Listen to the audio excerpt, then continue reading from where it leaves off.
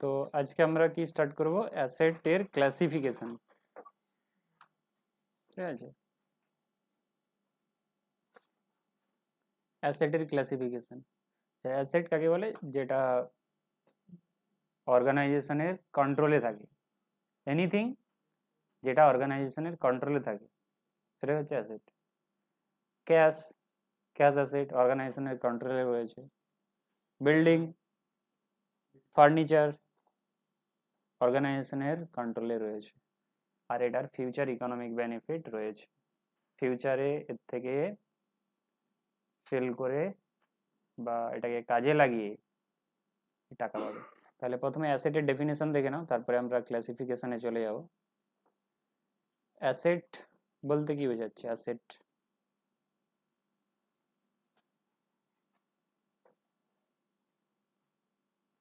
Asset বলতে কি বোঝাচ্ছে? অ্যাসেট বলতে বোঝাচ্ছে ইট ইজ এ রিসোর্স, এটা একটা resource controlled by the organization, controlled by the entity.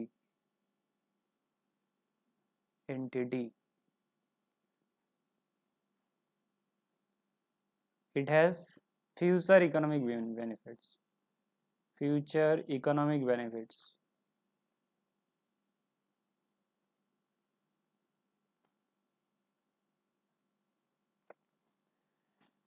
তাহলে অ্যাসেট হচ্ছে একটা রিসোর্স যেটা কার কন্ট্রোলে রয়েছে? এন্টিটির কন্ট্রোলে রয়েছে। এটা একটা রিসোর্স যেটা কার কন্ট্রোলে রয়েছে? এন্টিটির কন্ট্রোলে রয়েছে। এন্টিটি বলতে organisation, firm, business organisation, business concern, just separate existence রয়েছে।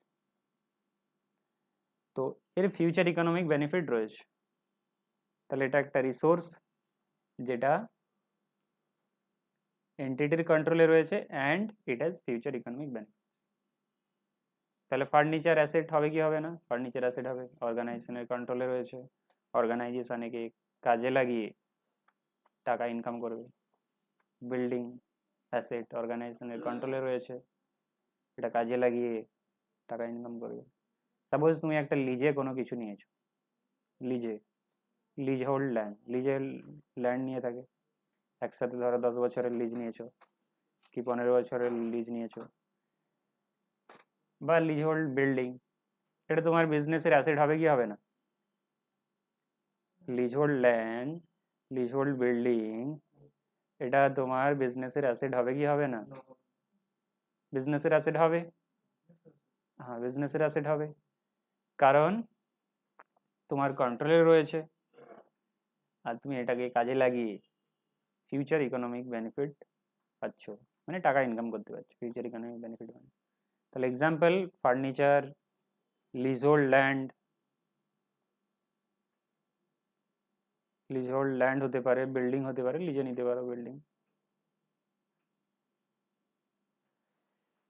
তোমরা কি জানো যে অনেকে হোটেল বানায় লিজে নিয়ে, হোটেল করে থাকে লিজে নিয়ে।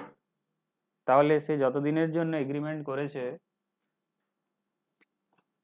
যতদিনের জন্য এগ্রিমেন্ট করেছে ততদিনের জন্য তার কাছে কি হয়ে থেকে যাবে?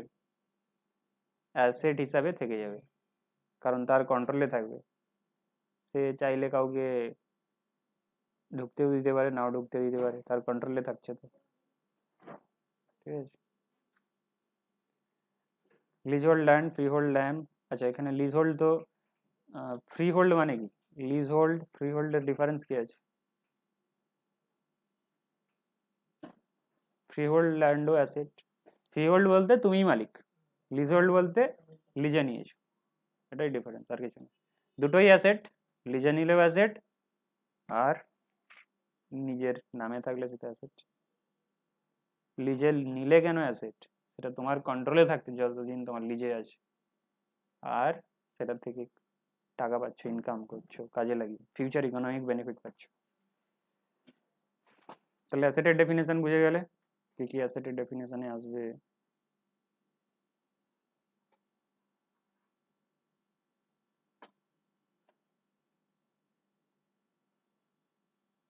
এরপরে আমরা অ্যাসেটের ক্লাসিফিকেশন দেখে নেব।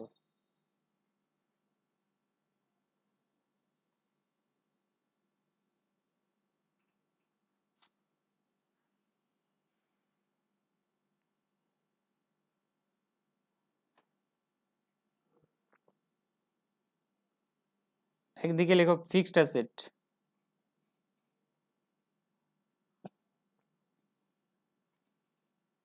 একদিকে লেখো কারেন্ট।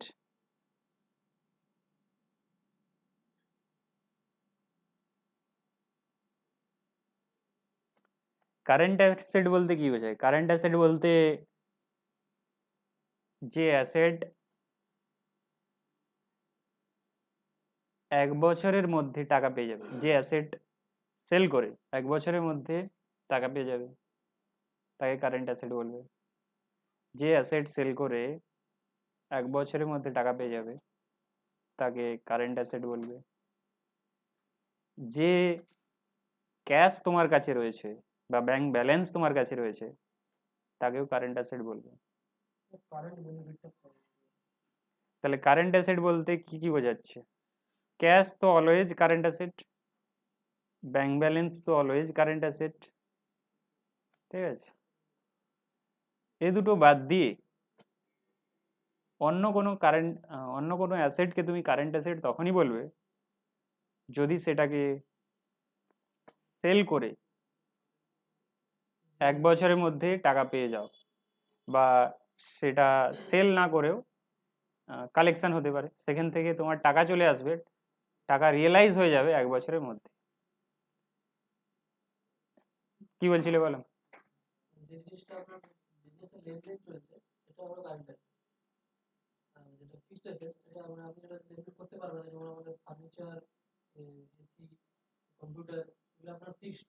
হুম, এটা লেমেন্স ল্যাঙ্গুয়েজে, কিন্তু টেকনিক্যাল ল্যাঙ্গুয়েজে এভাবে বললে হবে না। টেকনিক্যাল ল্যাঙ্গুয়েজে বলা হচ্ছে যে যে অ্যাসেট যে অ্যাসেট থেকে তুমি 1 বছরের মধ্যে টাকা পেয়ে যাবে,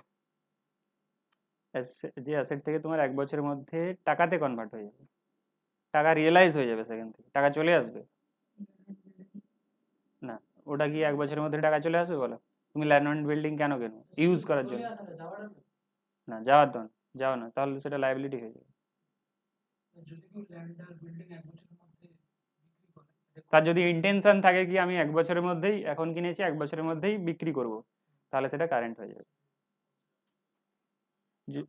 একটা তোমার অ্যাসেট রয়েছে যেটা থেকে তোমার রিয়েলাইজ হয়ে যাবে মানি 1 বছরের মধ্যেই, তখন সেটা কারেন্টেই চলে আসবে। ফার্নিচারও তোমার কারেন্ট হতে পারে, ল্যান্ড বিল্ডিংও কারেন্ট হতে পারে। তোমাকে দেখতে হবে তুমি কি ইন্টেনশনে কিনেছো, তোমার ইন্টেনশন কি আছে, কি ওটা ইউজ করার জন্য বিজনেসে? তাহলে তো 1 বছরের বেশি সময় ধরেই তুমি ইউজ করবে, তাহলে ওটা ফিক্সডে চলে যাবে।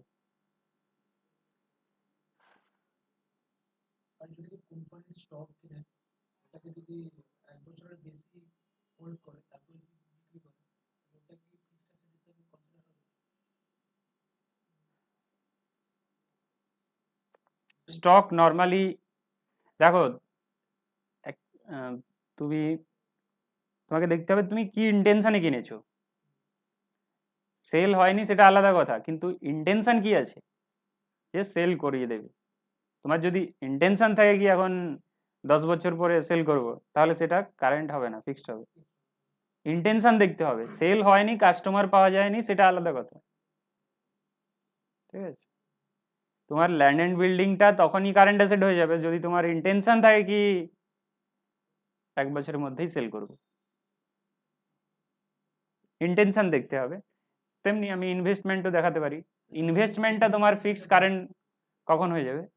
যদি তোমার ইন্টেনশন থাকে কি, হ্যাঁ,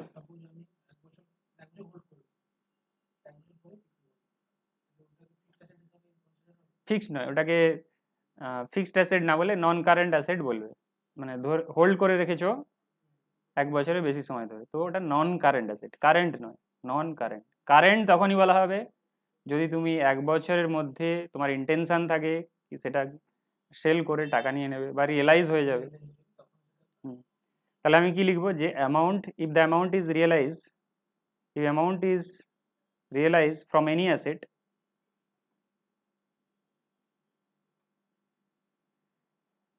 if the amount is intended to be realized, intended wordটা জুড়ে দাও, intended to be realized, from any asset within 1 year, আচ্ছা 1 year না বলে আমি 12 months বলছি, 12 months, within 12 months or within company's normal operating cycle or within organizations, আচ্ছা organisation না বলে আমি এন্টিটি লিখছি, within entities, within entities normal operating cycle, normal operating cycle, that asset is called current asset. তাহলে cash always তো, cash bank তো always current asset রয়েছেই, bank balance, ব্যাংকে যে টাকা রয়েছে, কারেন্ট অ্যাকাউন্টে তোমার টাকা রয়েছে, কিন্তু এ দুটো বাদ দিয়ে অন্য সব অ্যাসেট কারেন্ট অ্যাসেট তখনই হবে যদি সেখান থেকে মানি রিয়েলাইজ হয়ে যাবে, তার তুমি ইন্টেন্ট করছো, মানে তোমার মধ্যে ইন্টেনশন রয়েছে কি এটা 1 বছরের মধ্যেই রিয়েলাইজ হয়ে যাবে, টাকা পেয়ে যাবে এর থেকে, ঠিক আছে, 12 মান্থসের মধ্যে, 12 মান্থসের মধ্যে, বা কোম্পানির যে অপারেটিং সাইকেল রয়েছে within entities normal operating cycle, কোম্পানির যে অপারেটিং সাইকেল থাকে, অপারেটিং সাইকেল বলতে এখানে একটু বুঝতে হবে, কোম্পানির অপারেটিং সাইকেল বলতে কি বোঝায়, কোম্পানির র ম্যাটেরিয়াল থেকে টাইমটা কাউন্ট করো, র ম্যাটেরিয়াল যে ডেটে কেনা হলো সেখান থেকে ফিনিশ গুডস বানানোর পরে সেল করে কাস্টমারের কাছ থেকে টাকা আসা পর্যন্ত যতটা টাইম নিচ্ছে এই পুরো টাইমটাকে বলা হবে অপারেটিং সাইকেল টাইম। র ম্যাটেরিয়াল কেনা থেকে কাস্টমারের থেকে কালেকশন পর্যন্ত টোটাল যে টাইমটা হচ্ছে ওই টাইমের মধ্যে যদি তুমি এক্সপেক্ট করো কি কালেকশন হয়ে যাবে তাহলে কারেন্ট অ্যাসেট বলবে। 12 মান্থস না তো কোম্পানিজ নর্মাল অপারেটিং সাইকেল, এই টাইমের মধ্যে তুমি যদি ইন্টেন্ড করো, তোমার যদি এক্সপেকটেশন থাকে কি অ্যাসেট থেকে টাকা চলে আসবে এই পিরিয়ডের মধ্যে, তাহলে সেই অ্যাসেট কারেন্ট অ্যাসেট। 12 মান্থসের মধ্যে বা কোম্পানির নর্মাল অপারেটিং সাইকেলের মধ্যে, অপারেটিং সাইকেল টাইমের মধ্যে, নর্মাল অপারেটিং সাইকেল বললাম কি যে র ম্যাটেরিয়াল কেনা থেকে কাস্টমারের কাছ থেকে টাকা আসা পর্যন্ত যে টাইম, তাকে বলা হচ্ছে পুরো টাইমটাকে নর্মাল অপারেটিং সাইকেল টাইম, তো কারেন্ট অ্যাসেট বলা হবে। তাহলে এক্সাম্পল কি হবে বলো,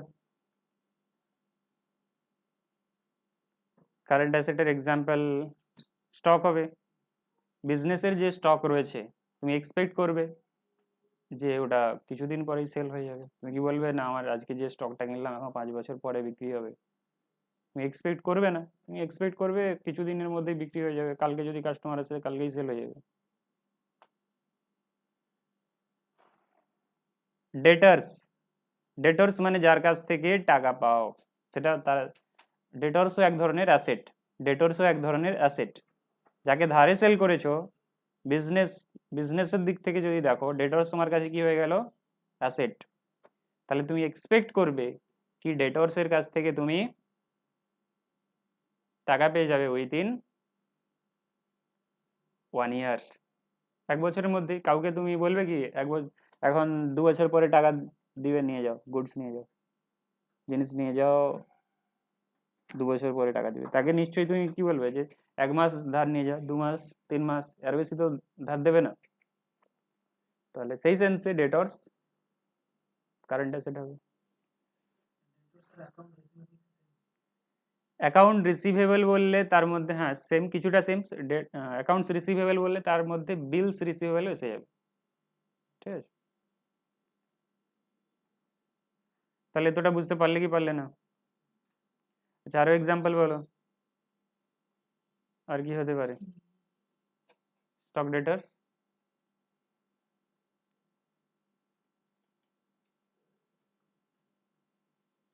আর কিছু আছে? Short term investment, short term investment হবে যে যে ইনভেস্টমেন্ট তুমি শর্ট টার্ম পিরিয়ডের জন্য করেছো, সেটাও কারেন্ট অ্যাসেট এসে শর্ট টার্ম ইনভেস্টমেন্টও বলতে পারো যে আমার কারেন্ট অ্যাসেট। আচ্ছা, ফিক্সড অ্যাসেট বা একে কি বলা যেতে পারে, নন কারেন্ট। ফিক্সড অ্যাসেটকে তুমি কি বলতে পারো, alternatively non current asset. Non current অ্যাসেটের ক্লাসিফিকেশন দেখে নাও, কারেন্টের কোনো ক্লাসিফিকেশন নেই। নন কারেন্ট বা ফিক্সডের ট্যাঞ্জিবল রয়েছে, ইনট্যাঞ্জিবল রয়েছে।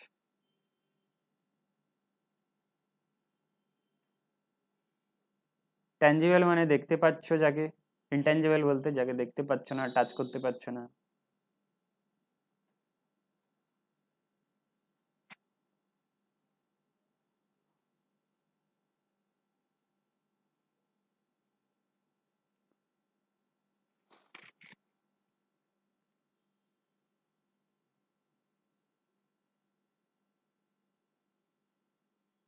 আচ্ছা, ট্যাঞ্জিবল ইনট্যাঞ্জিবল লেখার আগে এটা কার ক্লাসিফিকেশন, প্ল্যান্ট, এটা হচ্ছে তোমার প্ল্যান্ট প্রপার্টি অ্যান্ড ইকুইপমেন্টের ক্লাসিফিকেশন। প্ল্যান্ট প্রপার্টি ইকুইপমেন্টের আন্ডারে, আচ্ছা ইকুইপমেন্ট, ইকুইপমেন্ট লিখবে, ইকুইপমেন্ট, ইকুইপমেন্ট, ইকুইপমেন্ট। তাহলে নন কারেন্ট অ্যাসেটের মধ্যে তোমার প্ল্যান্ট প্রপার্টি ইকুইপমেন্ট দু রকমের হতে পারে, ট্যাঞ্জিবল হতে পারে, ইনট্যাঞ্জিবল হতে পারে। Plant property equipment, plant property and equipment. Tangible এর এক্সাম্পল দাও। ল্যান্ড ট্যাঞ্জিবল, একে টাচ করতে পারছো, বিল্ডিং, মেশিনারি, ফার্নিচার।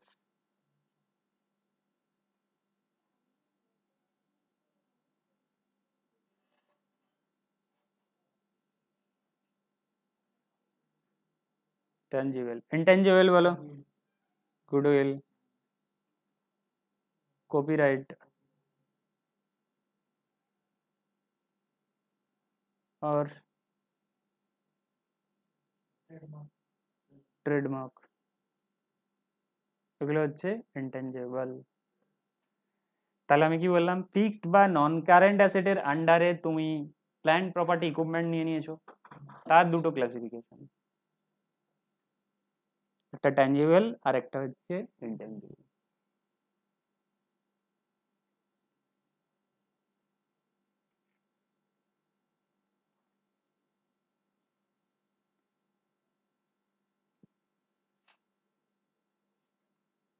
ইনট্যাঞ্জিবলে কি বললাম বলো, ইনট্যাঞ্জিবল বলতে কি বোঝায়?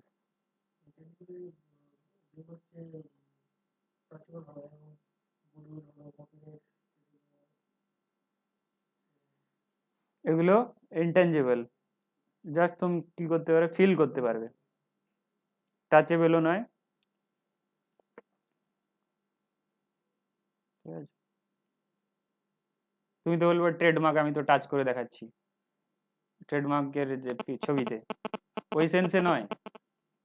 তাহলে তো অনেক জায়গাতেই ছবি লাগানো আছে, তাহলে কোনটার দাম, ট্রেডমার্ক নিতে গেলে অনেক খরচা করতে হয়, রেজিস্ট্রেশন করাতে হয়, তো ওটা ইনট্যাঞ্জিবল। আচ্ছা, নন কারেন্ট অ্যাসেটের আন্ডারে তোমার এখন যে ক্লাসিফিকেশনটা বললাম, ওটা প্ল্যান্ট প্রপার্টি ইকুইপমেন্টের ট্যাঞ্জিবল ইনট্যাঞ্জিবল বললাম। নন কারেন্টের মধ্যে তোমার লং টার্ম ইনভেস্টমেন্ট আসবে কি আসবে না, non current asset, non current অ্যাসেটের মধ্যে লং টার্ম ইনভেস্টমেন্ট এসে যাবে। ঠিক আছে, যে কোনো লং টার্ম ইনভেস্টমেন্ট,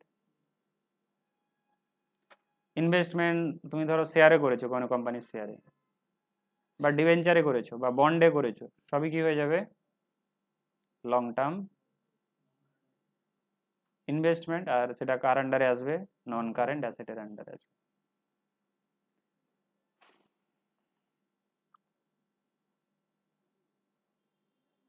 তাহলে এতটা আপাতত জেনে রাখো।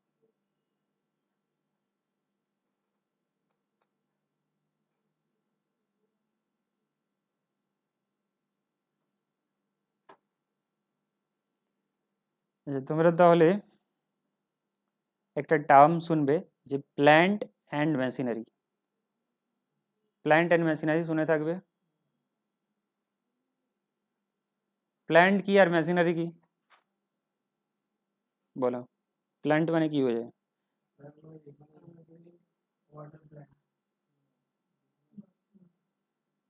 Water plant, thermal power plant.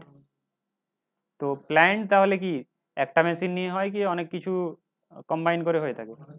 অনেক কিছু কম্বাইন করে প্ল্যান্ট। ধরো এখান থেকে কিছু তুমি প্রসেস করছো, এখানে এলে, এখানে এলো, তারপরে আবার এখানে প্রসেস করে এলো, তারপরে আবার এখানে এলো, তারপরে প্রসেস করে আবার এখানে এলো, তারপরে এখানে ফাইনাল রেজাল্ট। ঠিক আছে? তো এই যে পুরো সিস্টেমটা এটাকে কি বলবে? প্ল্যান্ট বলবে। আর মেশিনারি হলে কোনো একটা মেশিন রয়েছে, ঠিক আছে, এখানে রয়েছে। তাহলে প্ল্যান্ট বলা মানে তার মধ্যে সেটা হচ্ছে combination of machines and other parts.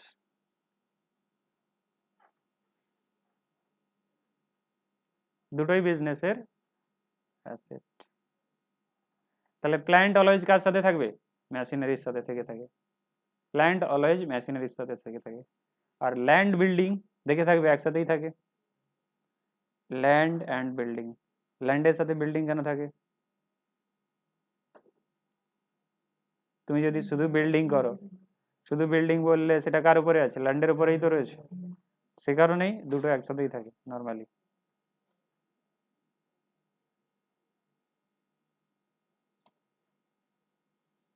তাহলে বিজনেসের এটা অ্যাসেট।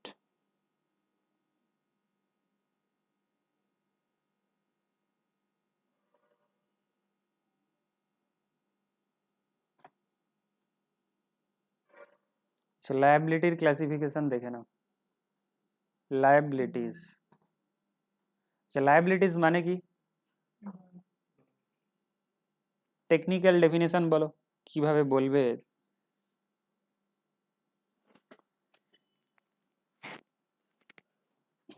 লায়াবিলিটি বলতে কি বলবে? It is obligation to pay. Obligation, তোমাকে কাউকে কিছু পে করতে হবে। Obligation to pay is called liability. Payment করতে হলে সেটাই তোমার লায়াবিলিটি হবে, না তো লায়াবিলিটি কেন হবে?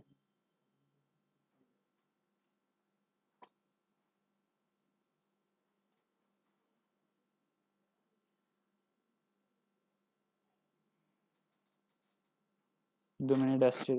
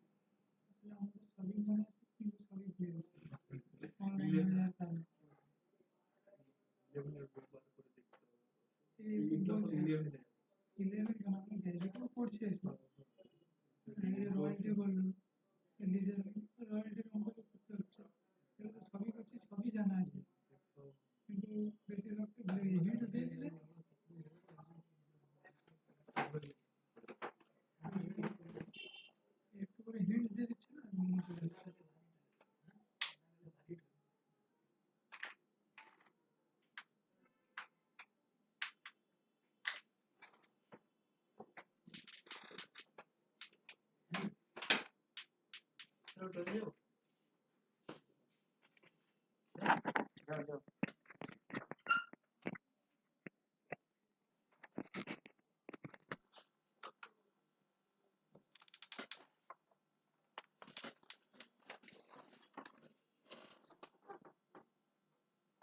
হবে লাইবিলিটির ক্লাসিফিকেশন, তাই তো?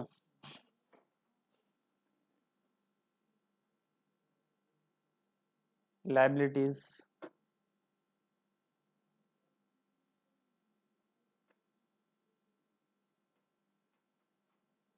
লাইবিলিটিজের ক্লাসিফিকেশন। লাইবিলিটিস তিন ভাগে ভাগ করবে। একটা হচ্ছে ইকুইটি,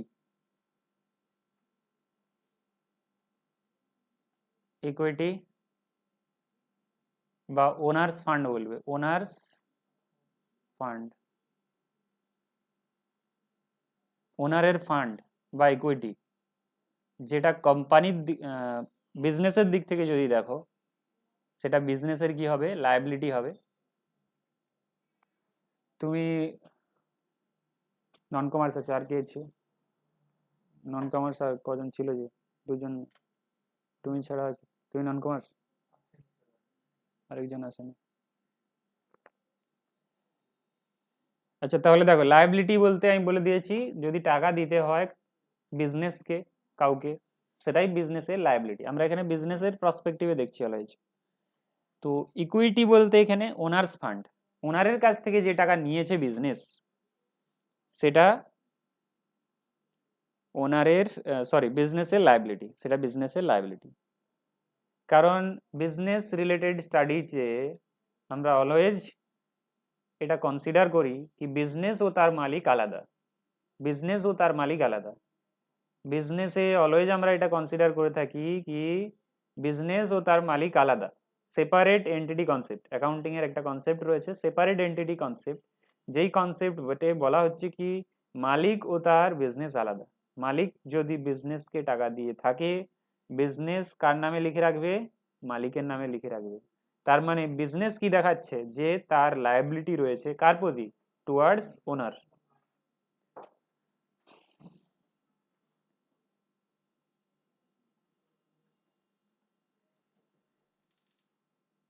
লায়াবিলিটি এরপরে নন current,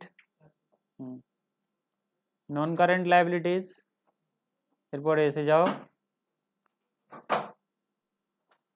current liabilities.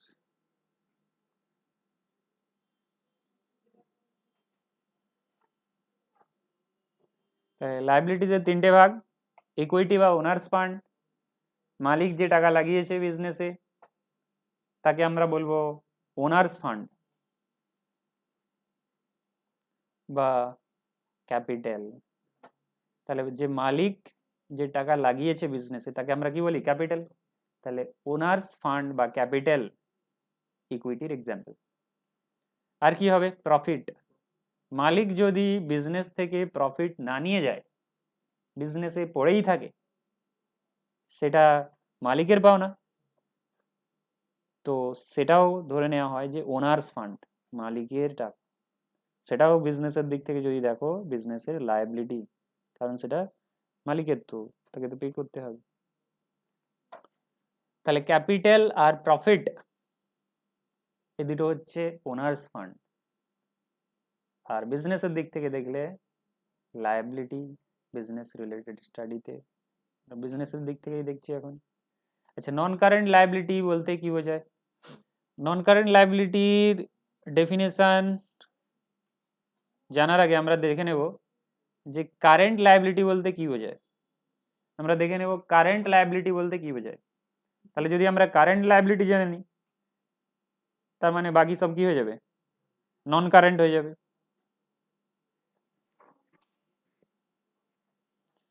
Current liability সেই সব লায়াবিলিটি যে লায়াবিলিটি এন্টিটি এক্সপেক্ট করছে, এন্টিটি মানে বিজনেস অর্গানাইজেশন এক্সপেক্ট করছে কি 1 বছরের মধ্যে পেমেন্ট হয়ে যাবে, বিজনেস এন্টিটিকে 1 বছরের মধ্যে পেমেন্ট করতে হবে।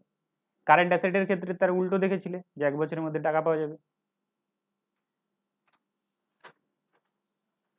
তাহলে যে সেই সমস্ত লায়াবিলিটি কারেন্ট লায়াবিলিটি হবে যে সমস্ত লায়াবিলিটি কে এন্টিটিকে পে করতে হবে উইথিন 1 ইয়ারের মধ্যে বা নর্মাল অপারেটিং সাইকেলের মধ্যে।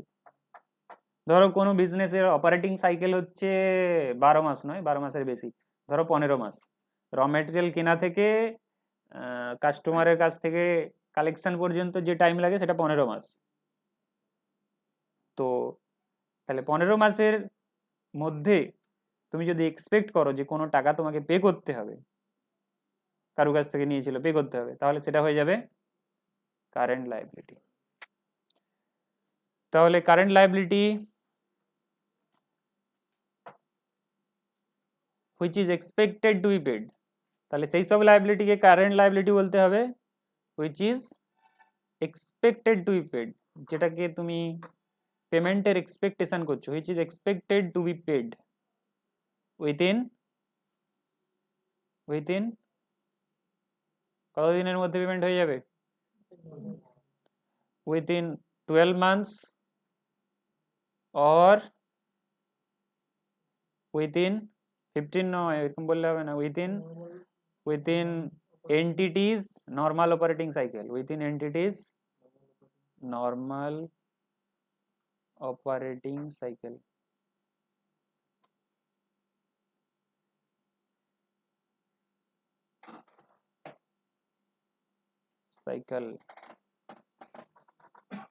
তাহলে যে সমস্ত লায়াবিলিটি কে তুমি এক্সপেক্ট করছো কি 1 বছরের মধ্যেই পেমেন্ট করতে হবে বা নর্মাল অপারেটিং সাইকেলের মধ্যেই পেমেন্ট করতে হবে, নর্মাল অপারেটিং সাইকেল যদি 13 মাস হয় তাহলে 13 মাসের মধ্যেই তুমি এক্সপেক্ট করছো কি কোনো পেমেন্ট করতে হবে, তাহলে সেই লায়াবিলিটি হয়ে যাবে কারেন্ট লায়াবিলিটি।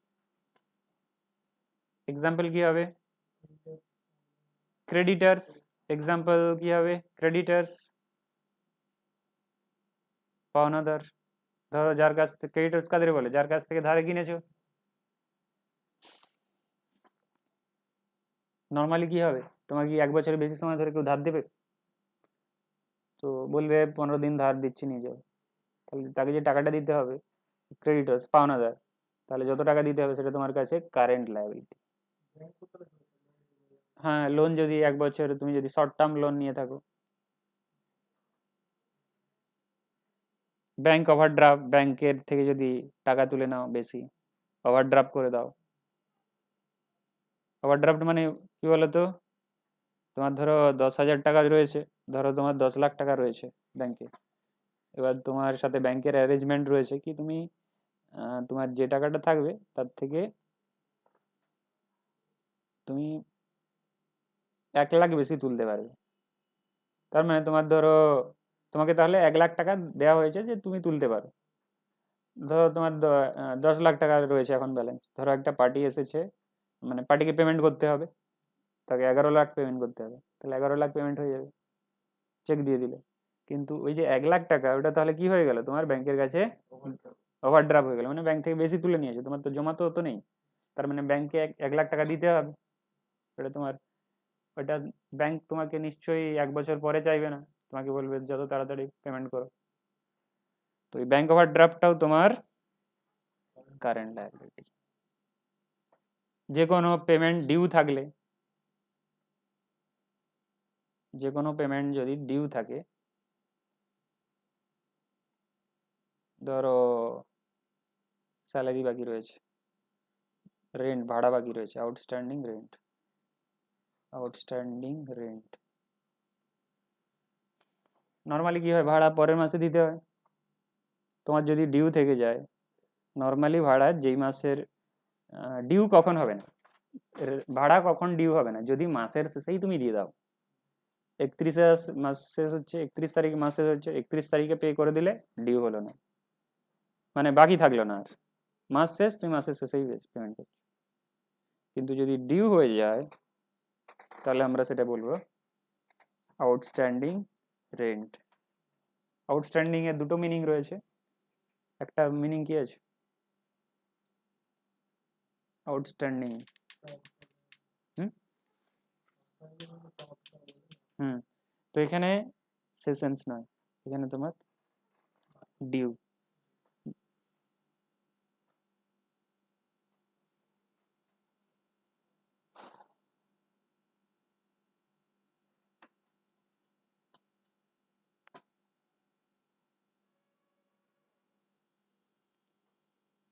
তাহলে নন কারেন্ট লায়াবিলিটি কি হবে?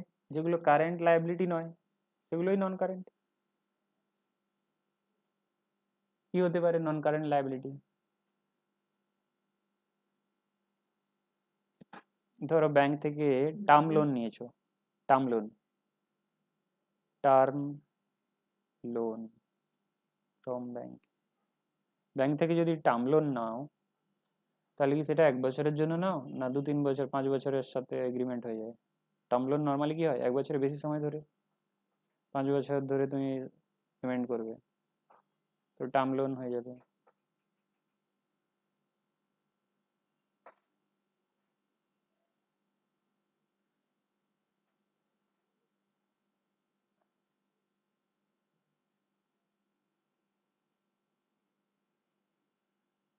ইস্যু অফ বন্ড,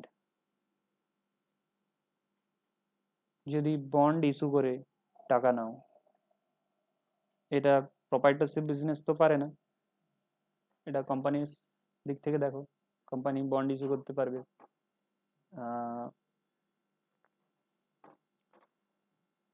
আর সেই সেন্সে দেখলে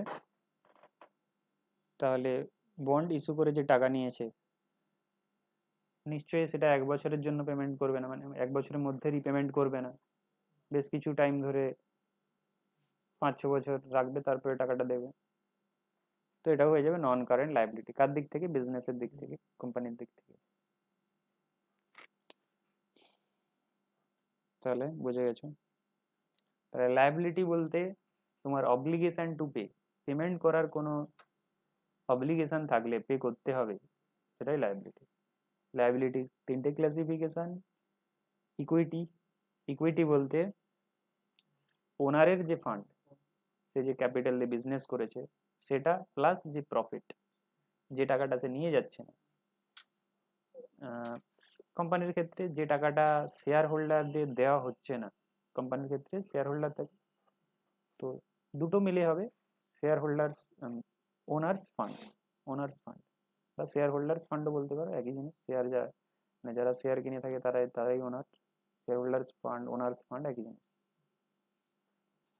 তো নন কারেন্ট, কারেন্ট লাইবিলিটি বুঝে গেছো, তো যেগুলো কারেন্ট লাইবিলিটি নয় সেগুলোই নন কারেন্ট। তাহলে কারেন্ট লাইবিলিটি কোনগুলো? যেগুলোর পেমেন্ট তুমি এক্সপেক্ট করছো 12 মাসের মধ্যেই হবে বা অপারেটিং সাইকেলের মধ্যেই পেমেন্ট হবে, নর্মাল অপারেটিং সাইকেলের মধ্যে।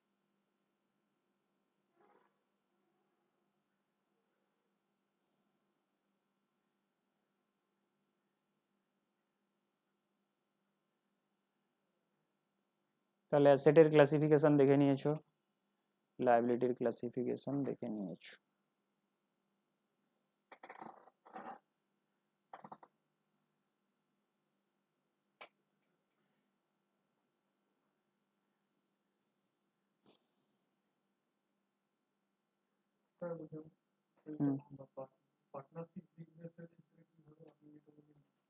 যেটা owners fund, partners capital, partners fund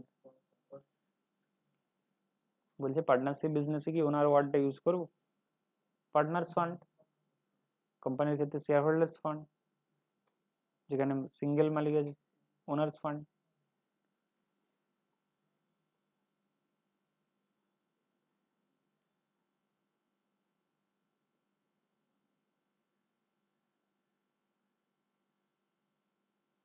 এরপরে কি করা যাবে?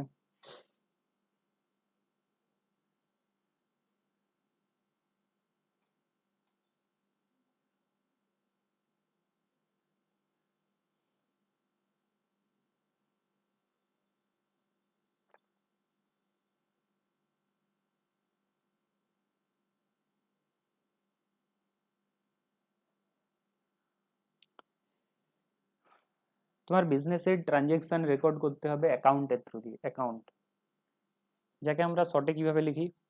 এ সি। তোমাকে বিভিন্ন ধরনের অ্যাকাউন্ট ওপেন করতে হবে, ঠিক আছে? সাপোজ আমি যদি বলি এখানে account, furniture account, building account, salary account,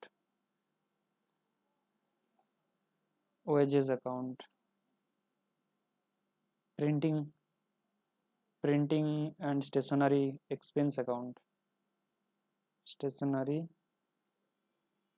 expense account,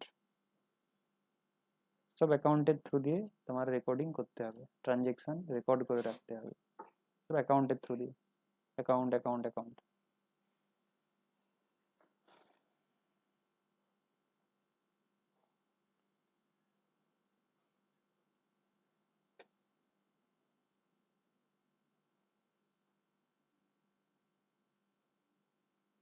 আচ্ছা, তার আগে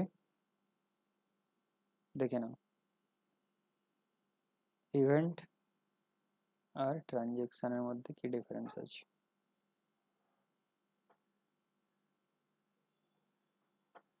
বিজনেসের কেস আমরা যেগুলো রেকর্ড করব, কোনগুলো রেকর্ড করবে অ্যাজ অ্যাকাউন্টেন্ট?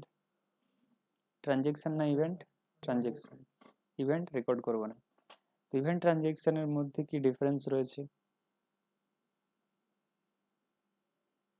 ইভেন্টে তোমার এনি অ্যাক্টিভিটি, যে কোনো অ্যাক্টিভিটি কি হবে? ইভেন্ট হয়ে যাবে। ট্রানজেকশন হতে গেলে অ্যাক্টিভিটির সাথে সাথে কি থাকতে হবে? অ্যাক্টিভিটির সাথে সাথে থাকতে হবে মানি, ইনভলভ হতে হবে, টাকা থাকতে হবে, প্লাস কি থাকতে হবে? ফাইন্যান্সিয়াল পজিশনের চেঞ্জ হতে হবে, চেঞ্জ ইন ফাইন্যান্সিয়াল পজিশন, আর্থিক অবস্থার পরিবর্তন। তাহলে তিনটে যদি ইভেন্ট হয়ে থাকে, মানে তিনটে যদি এলিমেন্ট থাকে তাহলে তুমি বলবে যে ট্রানজেকশন হয়েছে। অ্যাক্টিভিটি হতে হবে, প্লাস সে অ্যাক্টিভিটিতে মানি ইনভলভ থাকতে হবে, প্লাস ফাইন্যান্সিয়াল কন্ডিশনের চেঞ্জ হতে হবে। এই তিনটে এলিমেন্ট থাকলেই তবে তোমার হবে ট্রানজেকশন। তাহলে সেটাকে বলবে তুমি ট্রানজেকশন। এক্সাম্পল বলো ইভেন্টের। কোম্পানিতে, অর্গানাইজেশনে যে ইভেন্ট হয়ে থাকে বলো। এ সেমিনার, বোর্ড মিটিং, ধরো কোম্পানির বোর্ড মিটিং করছে, বা পার্টনারশিপ বিজনেসে পার্টনারদের মিটিং। এখানে আমি কোম্পানির এক্সাম্পল দিলাম বোর্ড মিটিং। কোম্পানির যে বোর্ড রয়েছে, বোর্ড অফ ডাইরেক্টরস, তাদের মিটিং, এটা তাহলে কি অ্যাক্টিভিটি? তো এটাকে কি বলবে? ইভেন্ট বলবে।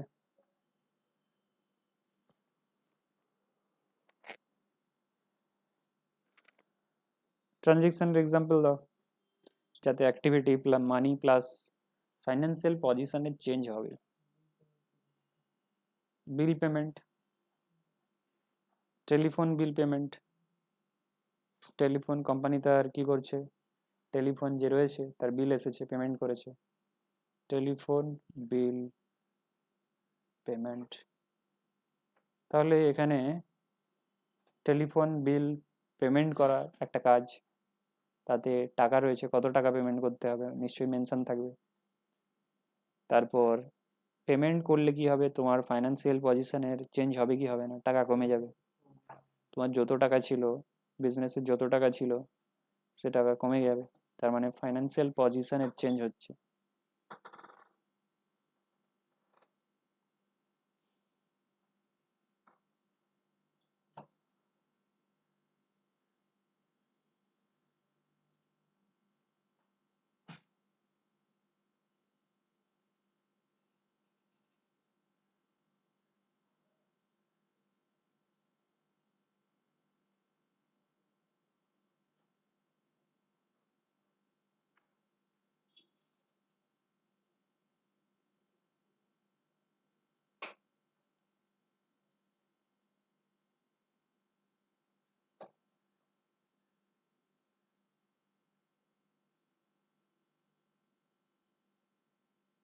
ইভেন্ট ট্রানজেকশন তাহলে হয়ে গেল।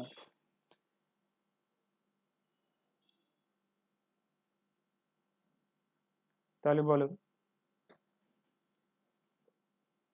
তোমার কোম্পানি অর্ডার করেছে 5 লাখ টাকার গুডস নেওয়ার জন্য, 5 লাখ টাকার কিছু কিনবে, কিছু ধরো আমি ধরে নিলাম এখানে তোমার কোম্পানি সেলিং ফ্যান বিক্রি করে, সেলিং ফ্যান তো কিনে বিক্রি করে, তো অর্ডার করেছে 5 লাখ টাকার সেলিং ফ্যান, তাহলে এটা ইভেন্ট না ট্রানজেকশন? ট্রানজেকশন ইভেন্ট হবে, ট্রানজেকশন কি করে হলো? তুমি তো অর্ডার করেছো, তোমার কি টাকা চলে গেছে? তোমার লায়াবিলিটি বেড়েছে কি? লায়াবিলিটিও বাড়েনি। ও যদি গুডসটা যদি পাঠিয়ে দেয়, যদি গুডসটা পাঠিয়ে দেয়, 5 লাখ টাকার জিনিস পাঠিয়ে দেয়, তখন কিন্তু তোমার ফাইন্যান্সিয়াল পজিশনের চেঞ্জ হলো। কি করে হলো? তোমাকে 5 লাখ টাকা দিতে হবে, না দিলেও তোমার কিন্তু ফাইন্যান্সিয়াল পজিশনের চেঞ্জ হয়ে গেছে। হুম, জাস্ট অর্ডার দিয়েছে, অর্ডার দিয়েছে সেটা ইভেন্ট। যদি যখনই গুডসটা চলে আসবে, যেই পয়েন্ট অফ টাইমে, গুডসটা চলে আসবে, সেই পয়েন্ট অফ টাইমে তোমার কিন্তু ফাইন্যান্সিয়াল পজিশনে চেঞ্জ হয়ে গেল, কারণ তোমাকে 5 লাখ টাকা দিতে হবে। তাহলে সেই পয়েন্ট অফ টাইমে তোমার ট্রানজেকশন হয়ে গেল।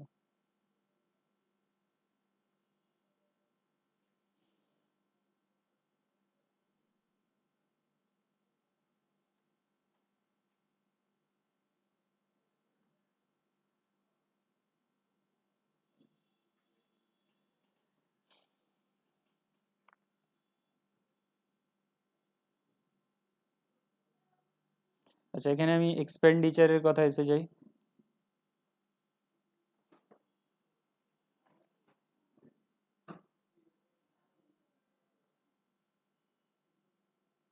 খরচা, এক্সপেন্ডিচার। এক্সপেন্ডিচার কত ধরনের হয়ে থাকে? দু ধরনের, revenue expenditure, capital expenditure.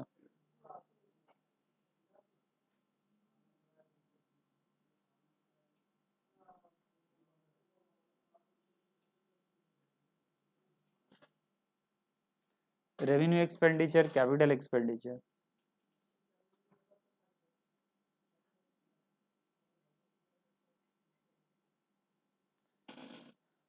Revenue expenditure কোন এক্সপেন্ডিচার? খরচা। কোন এক্সপেন্ডিচার কে দেখো, তোমার খরচা মানে কিন্তু তোমার পেমেন্ট নাও হতে পারে। তুমি কাস্ট গুডস নিয়ে চলে এসেছো, মানে কিনে নিয়ে চলে এসেছো, কিন্তু পেমেন্ট করোনি, নিয়ে আসা মানে তোমার খরচা হয়ে গেছে। ঠিক আছে, ধারে কিনলেও সেটা খরচা, ধারে কিনলেও সেটা খরচা। তো এক্সপেন্ডিচার, এক্সপেন্ডিচার দু রকমের হয়ে যাবে, ক্যাপিটাল, রেভিনিউ। রেভিনিউ এক্সপেন্ডিচার কি? যে এক্সপেন্ডিচার তোমাকে রিপিটেডলি করতে হবে, রিপিটেডলি বারবার সেই খরচা করতে হবে। বিজনেসে বলো কোন খরচা বারবার করতে হবে, এক্সাম্পল দাও। Salary payment. তাহলে রেভিনিউ এক্সপেন্ডিচারের তাহলে কি লিখবো, যে ইট ইজ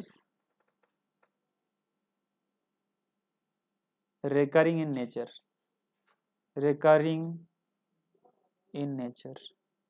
এর নেচারটা হচ্ছে রেকারিং, বারবার খরচা করতে হবে। ক্যাপিটাল এক্সপেন্ডিচারে আমি তাহলে কি বলবো, এটা কি বারবার করতে হয় খরচা? It is non recurring, non recurring in nature. নেচারটা নন রেকারিং, বারবার করতে হয় না এই খরচা। রেভিনিউ এক্সপেন্ডিচারে এক্সাম্পল তাহলে লিখে নাও। এক্সাম্পল, এক্সাম্পল কি হবে? Salary payment,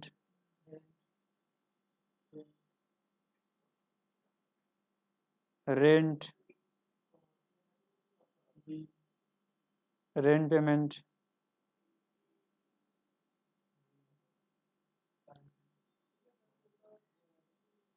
electricity, electricity expense,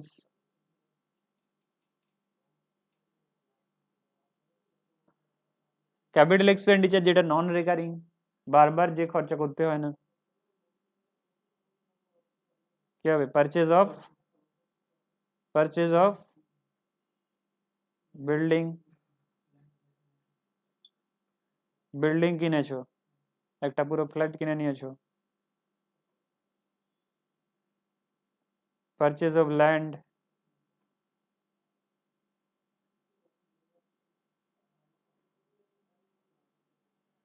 purchase of machinery, purchase of land, furniture, তাহলে এগুলো সব নন রেকারিং। আর কি লিখতে পারো? রেভিনিউ এক্সপেন্ডিচারের বেনিফিট কতদিনের মধ্যে শেষ হয়ে যাবে? 1 বছরের মধ্যে শেষ হয়ে যাবে। যেই পিরিয়ডের জন্য তুমি খরচাটা করছো সেই পিরিয়ডের মধ্যেই শেষ হয়ে যাবে। তাহলে আমি বলতে পারি রেভিনিউ এক্সপেন্ডিচার করলে তোমার বেনিফিট কিন্তু 1 বছরের মধ্যেই শেষ হবে।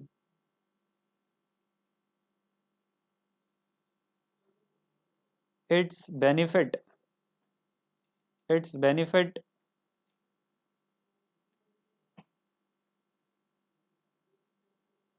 exhausted exhaust gets exhausted its benefit gets exhausted, শেষ হয়ে যায় benefit within 1 accounting year,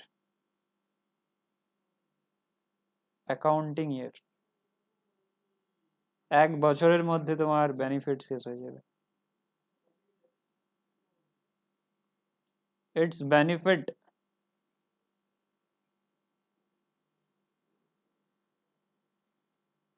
can be enjoyed, এর বেনিফিট 1 বছরের মধ্যে শেষ হবে না। its benefit can be enjoyed, এর বেনিফিট তুমি এনজয় করতে পারবে in more than one accounting year, in more than one accounting year।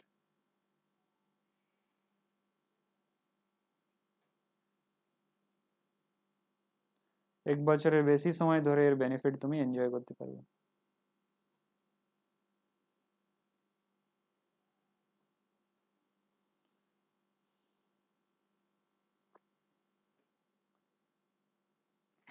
তারপর আর কি রয়েছে? রেভিনিউ এক্সপেন্ডিচারে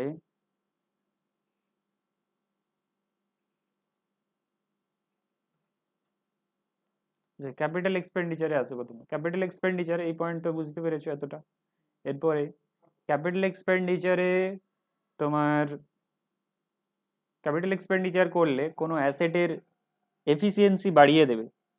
ক্যাপিটাল এক্সপেন্ডিচার যদি করে থাকো কোনো এফিসিয়েন্সি, কোনো অ্যাসেটের এফিসিয়েন্সি বাড়িয়ে দেবে। ক্যাপিটাল এক্সপেন্ডিচার এমন একটা এক্সপেন্ডিচার যার ফলে কি হতে পারে, অ্যাসেটের এফিসিয়েন্সি বাড়তে পারে। তার মানে তুমি একটা খরচা করলে, তার ফলে যদি অ্যাসেটের এফিসিয়েন্সি বাড়ে সেই খরচাটাকে বলবে ক্যাপিটাল এক্সপেন্ডিচার, যদি না বাড়ে তাহলে বলবে রেভিনিউ এক্সপেন্ডিচার। কোনো খরচা করার ফলে যদি অ্যাসেটের এফিসিয়েন্সি বেড়ে যায় তাহলে সেই খরচাকে বলবে ক্যাপিটাল এক্সপেন্ডিচার, যদি অ্যাসেটের এফিসিয়েন্সি না বাড়ে তাহলে রেভিনিউ এক্সপেন্ডিচার। আমি এক্সাম্পল দিতে পারি, সাপোজ তোমার বাইক চলছিল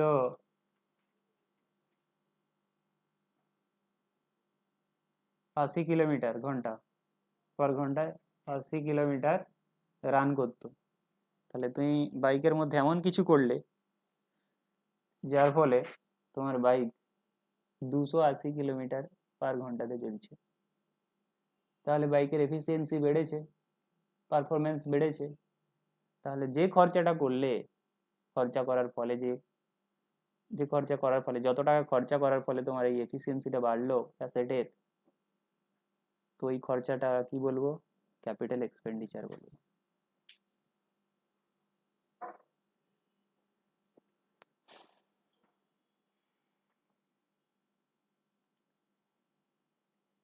এটা তাহলে কি করে দেয়? এই খরচা কি করে? অ্যাসেটের এফিসিয়েন্সি বাড়িয়ে দেয়। এই খরচা হলে অ্যাসেটের কি হবে? এফিসিয়েন্সি বেড়ে যাবে। ইট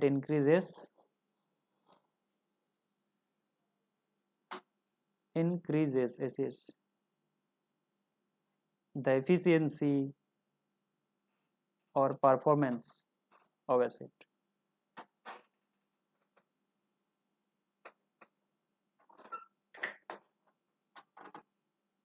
তাহলে অ্যাসেটের কি করবে? এফিসিয়েন্সি বাড়িয়ে দেবে বা পারফরমেন্স বাড়িয়ে দেবে। কিন্তু রেভিনিউ এক্সপেন্ডিচারে অ্যাসেটের এফিসিয়েন্সি বাড়াবে না, পারফরমেন্স বাড়াবে না। তাহলে রেভিনিউ এক্সপেন্ডিচার কি করবে? অ্যাসেটকে মেনটেন করতে হেল্প করবে। অ্যাসেটকে মেনটেন করতে হেল্প করবে।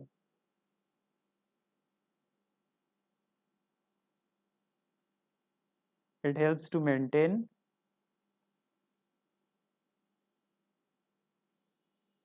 the asset. সাপোজ তুমি প্রত্যেক 6 মাস ছাড়া বাইকের দোকানে নিয়ে যাও, সেখানে কিছু পরিষ্কার করাও, কোনো কিছু প্রবলেম থাকলে দেখিয়ে নাও ছোটোখাটো। তো সেটা তুমি করছো কি জন্য? মেনটেন করার জন্য। তাহলে সেই এক্সপেন্ডিচারকে বলা হবে রেভিনিউ এক্সপেন্ডিচার। তাহলে রেভিনিউ এক্সপেন্ডিচার করলে অ্যাসেটকে জাস্ট মেনটেন করতে পারবে। তাহলে ঘুরে আমি বলতে পারি, যে এক্সপেন্ডিচারের ফলে অ্যাসেট মেনটেন হয়ে থাকবে তাকে আমরা কি বলবো? Revenue expenditure.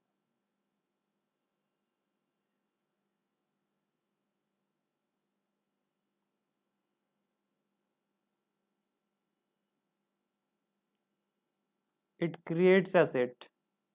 ক্যাপিটাল এক্সপেন্ডিচার যদি করে থাকো, তার ফলে কি হবে? অ্যাসেট ক্রিয়েট হবে। অ্যাসেট ক্রিয়েট হবে। It creates fixed asset. এর ফলে তোমার একটা অ্যাসেট ক্রিয়েট হয়ে যাবে। কিন্তু রেভিনিউ এক্সপেন্ডিচারে কি কোনো অ্যাসেট ক্রিয়েট হবে? হবে না।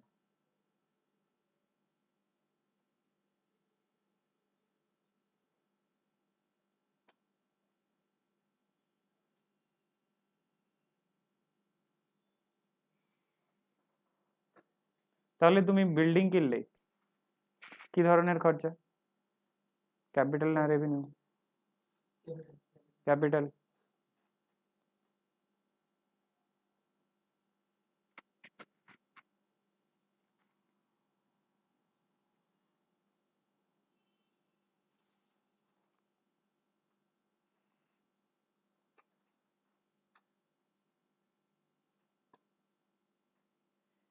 ক্যাপিটাল এক্সপেন্ডিচার আর্নিং ক্যাপাসিটি বাড়াতে হেল্প করবে। ক্যাপিটাল এক্সপেন্ডিচার যদি করে থাকো, তাহলে বিজনেসের বা ওই অ্যাসেটের আর্নিং ক্যাপাসিটি বেড়ে যাবে। ওই খরচাটা, কোনো অ্যাসেটের জন্য তুমি যদি ক্যাপিটাল এক্সপেন্ডিচার করে থাকো, সেই অ্যাসেটের আর্নিং ক্যাপাসিটি বেড়ে যাবে। তার মানে আমি বলতে পারি যে ক্যাপিটাল এক্সপেন্ডিচার আর্নিং ক্যাপাসিটি বাড়িয়ে দেবে অ্যাসেটের। It increases earning capacity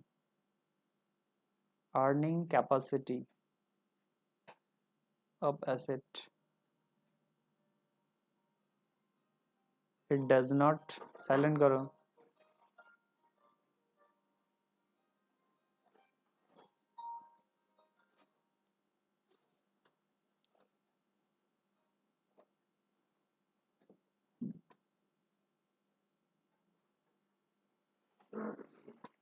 example দিতে পারবে কোনো একটা অ্যাসেট যার জন্য খরচা করেছো, আর্নিং ক্যাপাসিটি বেড়ে গেছে?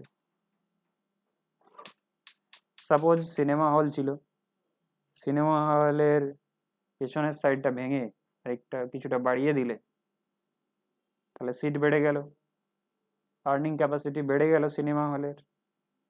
তাহলে যে সিনেমা হলটার এক সাইড ভেঙে বাড়ালে, সিট বাড়ালে, পুরো যে খরচাটা কি হবে? ক্যাপিটাল এক্সপেন্ডিচার হবে। কারণ সিনেমা হলের কি বাড়িয়েছে?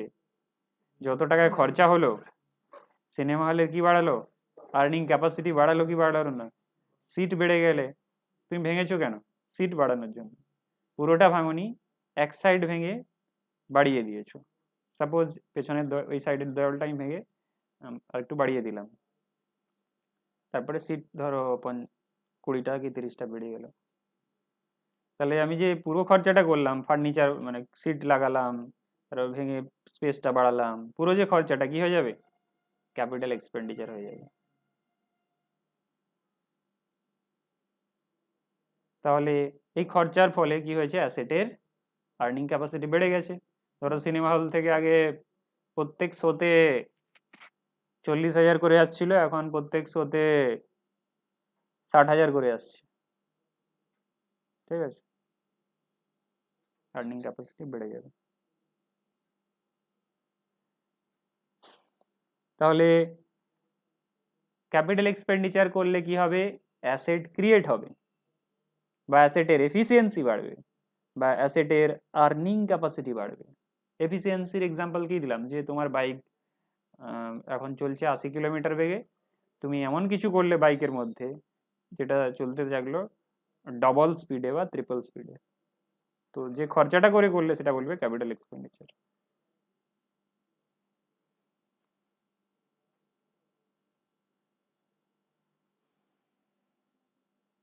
তাহলে এতগুলোই ডিফারেন্স।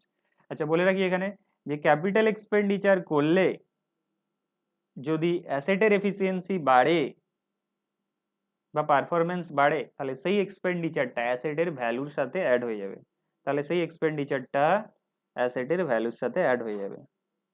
ধরো তোমার বাইকের ভ্যালু ছিল 1 লাখ টাকা, তুমি কিছু একটা এক্সপেন্ডিচার করলে যার ফলে তোমার স্পিড ডবল হয়ে গেল।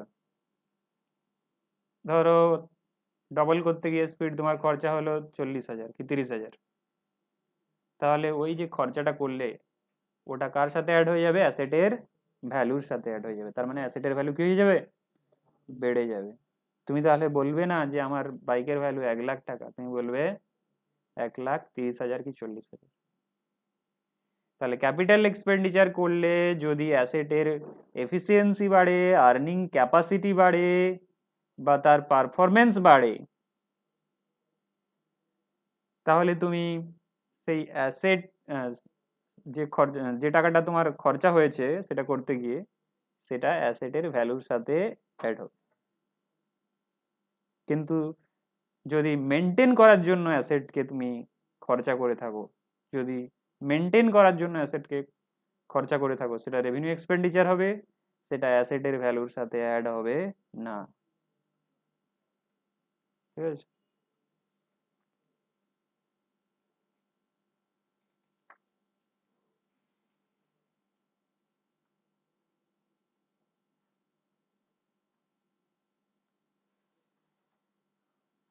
আরো একটা পয়েন্ট রয়েছে, যদি কোনো অ্যাসেটকে রেডি কন্ডিশনে নিয়ে আসার পর্যন্ত যা খরচা, সব খরচাই হবে ক্যাপিটাল এক্সপেন্ডিচার। সাপোজ তুমি কলকাতা থেকে একটা মেশিন কিনলে, তারপরে ক্যারি করে নিয়ে এলে, ক্যারিং চার্জ, তারপরে সেটাকে ইনস্টল করলে ফ্যাক্টরিতে, ফ্যাক্টরিতে ইনস্টল করলে কাকে চার্জ দিতে হবে? যে ইনস্টল করছে তাকে চার্জ দিতে হবে। ইনস্টল বলতে তোমাকে ফিট করতে হবে, তো বেল্ট ফেল্ট লাগানো যে মেশিনে যেরকম রয়েছে, তোমাকে রেডি কন্ডিশনে পৌঁছাতে হবে। তো কোনো অ্যাসেট কিনে সেই রিলেটেড যা খরচা, যতক্ষণ না পর্যন্ত সেটা রেডি কন্ডিশনে পৌঁছয়, সব খরচাই হবে ক্যাপিটাল এক্সপেন্ডিচার।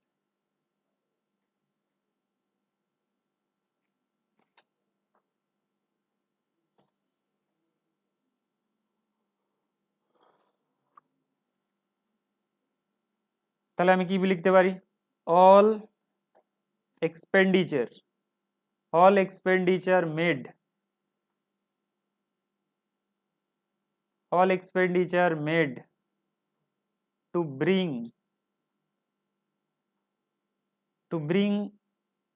an asset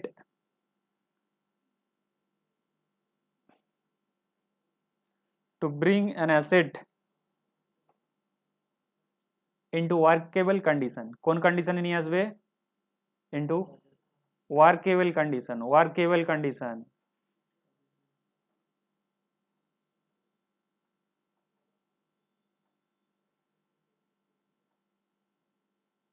তাহলে সব এক্সপেন্ডিচারে কি বলা হবে?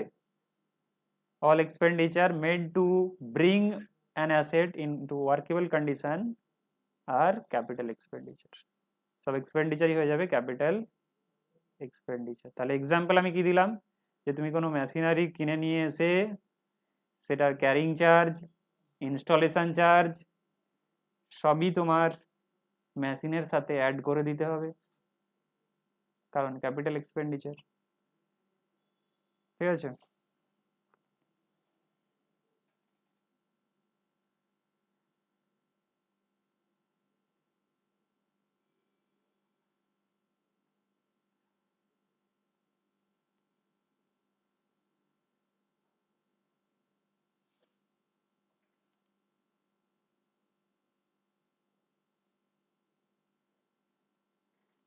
আর নতুন অ্যাসেট কেনার সময় যা যা খরচা হবে, নতুন অ্যাসেটকে তুমি অ্যাকোয়ার করতে, পারচেজ করতে যা যা খরচা হবে সব খরচাই হয়ে যাবে ক্যাপিটাল এক্সপেন্ডিচার। ধরো তুমি একটা ল্যান্ড কিনবে, ল্যান্ডের জন্য তোমাকে দালাল ধরতে হতে পারে। তুমি বলতে পারো কি দেখো তো কে ল্যান্ড সেল করবে, তাকে আমি কমিশন দেবো, দেখো তুমি খোঁজো। তো সাপোজ কমিশন দিতে হলো কাউকে, সে ল্যান্ড খুঁজে দিয়েছে, তাকে 1% কমিশন দিতে হয়েছে কি 0.5% দিতে হয়েছে। তারপর রেজিস্ট্রেশন চার্জেস সবই হয়ে যাবে ক্যাপিটাল এক্সপেন্ডিচার। তাহলে লাস্ট পয়েন্ট কি বললাম, যে নতুন অ্যাসেট অ্যাকোয়ার করতে গিয়ে যা যা খরচা হবে সবই হবে ক্যাপিটাল এক্সপেন্ডিচার। কারণ তুমি যদি না ওই খরচাগুলো করতে, তাহলে কি তোমার অ্যাসেট অ্যাকোয়ার হতো? হতো না। নতুন অ্যাসেট অ্যাকোয়ার করতে গিয়ে যা যা খরচা হবে সবই হবে ক্যাপিটাল এক্সপেন্ডিচার, আর সবই ওই অ্যাসেটের ভ্যালুর সাথে জুড়ে দেওয়া হবে। তুমি ল্যান্ড কিনলে 50 লাখ টাকা, কিন্তু কমিশন দিয়েছো কিনতে গিয়ে 10,000 টাকা কাউকে দিতে হয়েছে, রেজিস্ট্রেশন চার্জ 30,000 টাকা, বিভিন্ন পারপাসে খরচা হয়েছে ওই ল্যান্ড কেনার জন্য।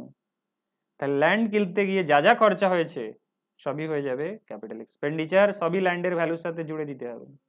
জুড়ে দিয়ে বলতে হবে যে ল্যান্ডের ভ্যালু হচ্ছে 50 লাখ এত টাকা।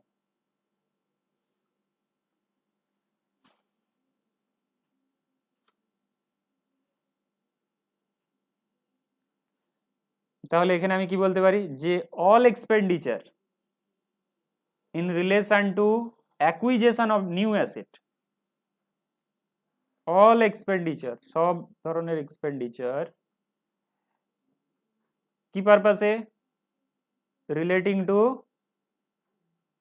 টু অ্যাকুইজিশন মানে কিনছো আর কি, অ্যাকোয়ার করা, অ্যাকুইজিশন অফ নিউ অ্যাসেট আর ক্যাপিটাল এক্সপেন্ডিচার।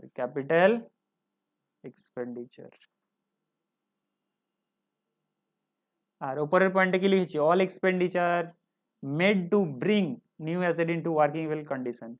তোমার নতুন অ্যাসেটকে ওয়ার্কেবল কন্ডিশনে নিয়ে আসতে যা খরচা হবে সবই কি হয়ে যাবে ক্যাপিটাল এক্সপেন্ডিচার। আর সেটা কার সাথে অ্যাড হয়ে যাবে, অ্যাসেটের ভ্যালুর সাথে। তাহলে আমি আর একটু অ্যাড করে দিতে পারি কি, দিজ আর অ্যাডেড, এই এক্সপেন্সগুলো কার সাথে অ্যাড করে দেওয়া হবে, অ্যাসেটের ভ্যালুর সাথে। দিজ আর অ্যাডেড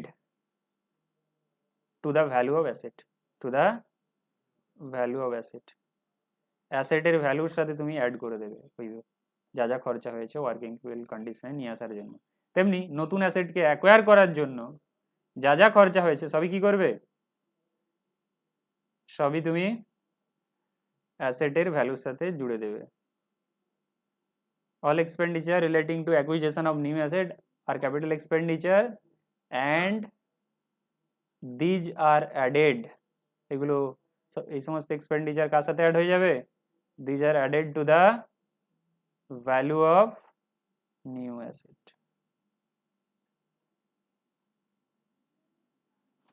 এখানে এসে শেষ হলো।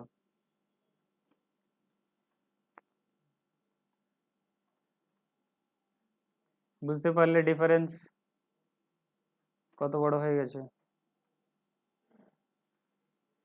চলো আজকে এই পর্যন্তই, তোমাদের টাইম শেষ হয়ে গেছে।